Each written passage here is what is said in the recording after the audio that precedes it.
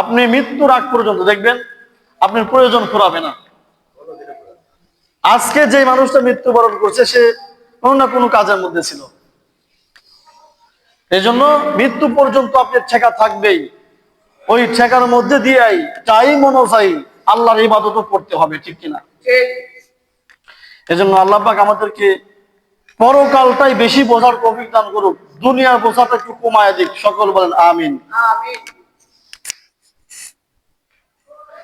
আপনি জানেন এই যে হাজারো কাজের মধ্যে এই শুক্রবারের দিন এমনও মানুষ আছে এই নামাজের ব্যাঘাত ঘটবে দেখে এই শুক্রবার দিন ওই ব্যক্তি কাজ করে না।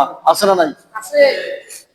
যদি না থাকে আপনাদের এখানে, যদি না এরকম কেউ নাই হুজুর, তাহলে আমার সাথে যায়েন, আমি ইনশাল্লাহ আপনাকে দেখাই দিব। এরকম মানুষও আছে। এই জন্য প্রয়োজনে শুক্রবারে একটু কাজ কম করব, সমস্যা আছে?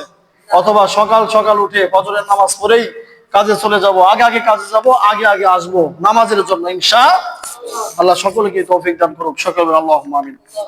যাই হোক, আজকে রমজানের 2 দিন আগে, কালকে শনিবার দিন যায় 1 দিন আগে, কাল দিন পরে হয়তো একটা রোজা হবে ইনশাআল্লাহ। সেই রোজার শাবান মাসের শেষ জুমা এবং সামনে রমজান মাস শুরু, বরকত বেশি না কম? বেশি।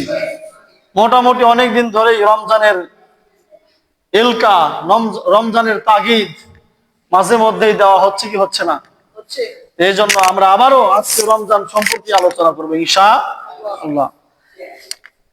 আল্লাহ পাক রব্বুল আলামিন, আমরা সবাই জানি রোজা সম্পর্কে আমাদের অত আলোচনা করার যদিও দরকার নাই, শুধু স্মরণ করে দেওয়া। আমরা জানি যে রমজানের মধ্যে ভালো করে আমল করতে হবে, কাজ থেকে একটু বিরত থেকে রমজান মাসে বেশি আমল করতে হবে। কিন্তু এই রমজান মাসে মানুষের কাজ আরো বেড়ে যায়, ব্যবসায়িকের ব্যবসা বেড়ে যায়, কর্মীর কর্ম বেড়ে যায়। কারণ হলো পরিবার থেকে প্যারা বেশি। আছে না নাই? এই জন্য আমার মনে হয়েছিল যে আজকে বাহিরেও দিব, মা বোনদেরকে বলবো যে বাহিরের মাইকেও আজকে ওয়াজটা দিব। মা বোনদের উদ্দেশ্যে বলতে চেয়েছিলাম যে হে মা বোনেরা, আপনারা অন্য সময় জামা কাপড় বেশি নিন, এই রমজানে অন্তত কুরবানিতে বেশি দিয়ে রমজানে কম নিবেন। কারণ হলো এই আপনাদেরকে জামা কাপড় দিতে গিয়ে, ভালো মন্দ খাওয়াইতে গিয়া, বিভিন্ন রকমের সোলা বুট হাবি জাবি নানান রকমের জিনিস আইটেম করতে গিয়া, কিনতে গিয়া ওই পুরুষের আমলের দিকে কমতে হয়ে যায়। কথা ঠিক কিনা? এজন্য কিসের আপনি সোলা বুট?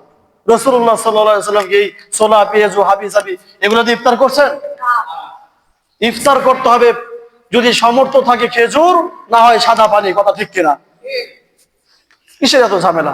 এই ঝামেলা করতে গিয়ে মা বোনদের আমলও হয় না, নামাজও ফেল করে ফেলে। ইফতার সামনে নিয়ে যে একটু আল্লাহ বিল্লাহ করবে এই সুযোগ হয় না। এজন্য আইটেম কমাই দিবেন, আমল বেশি করবেন ইনশাআল্লাহ। আল্লাহ সকলকে তৌফিক দান করুন। কারণ রোজা কি কোন সাধারণ আমল না, ফরজ আমল। রাসূলের উপর তার 40 বছর নবুয়ত প্রাপ্তির পরে, মেরাজ করার পরে তার উপর নামাজ ফরজ হয়েছে, কিন্তু মেরাজে যাওয়ার আগে থেকেই রমজান রাসূলের সারা জীবন, রাসূলের সারাটি জীবন তার উপর রমজান ফরজ ছিল। জোরে কোন সুবহানাল্লাহ। যেমন আল্লাহ পাক বলতেছেন, ইয়া আইয়ুহাল্লাযীনা আমানু কুতিবা আলাইকুমুস সিয়াম কামা কুতিবা আলাল্লাযীনা মিন ক্বাবলিকুম লাআল্লাকুম তাত্তাকুন।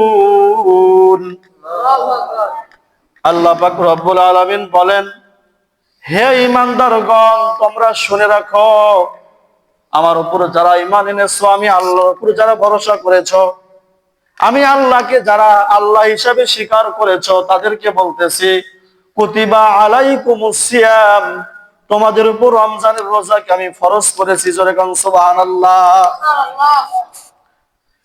এতটুকু বলে আল্লাহ ক্ষান্ত হন নাই। পরের অংশে আল্লাহ পাক বলেন,